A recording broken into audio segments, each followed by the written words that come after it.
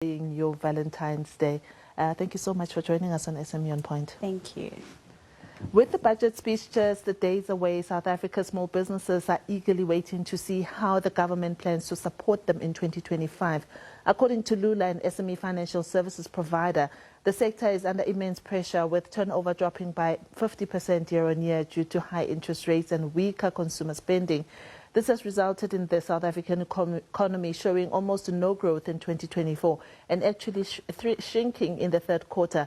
The Chief Risk Officer, Garth Rossiter, who is no stranger to SME On Point, joins us to break down SME expectations ahead of the budget speech. Garth, thank you so much and happy Valentine's Day. I hope you are enjoying it wherever you are.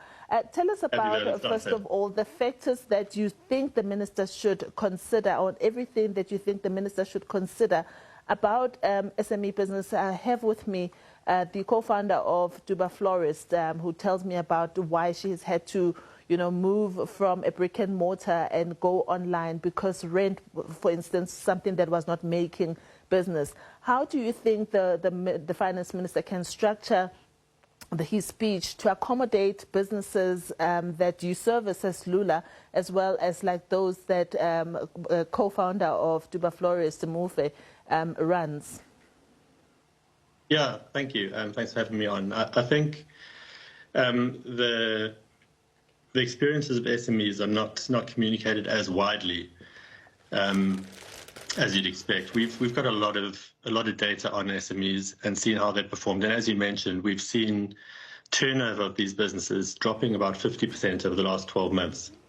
So that's driven obviously by the underlying economy, which has been in a very poor state. We saw negative growth in the third quarter of last year. And things haven't really turned right. We've seen certain sectors really struggling. In terms of what the minister really should be looking at is doing what government should do, in our opinion, and that is focusing on the basics. So we hear a lot from the minister about the government creating jobs. That, in our opinion, is not where government is best placed. What government should be doing is creating an enabling environment for SMEs in order to create those jobs for them.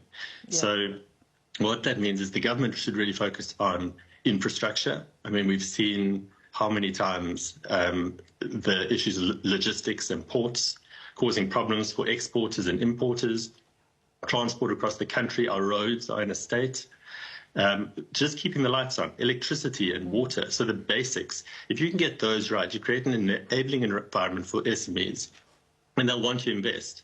At the same time, obviously, SMEs, as your co-founder in studio with you has found, interest rates have been exorbitantly high for a long time. So that's not going to be changed in a budget speech, but that has put a lot of pressure on consumers. They've had very little disposable income. So things like florists do tend to struggle in these environments, and those high interest rates really damage small businesses. So that's what we're seeing in the market.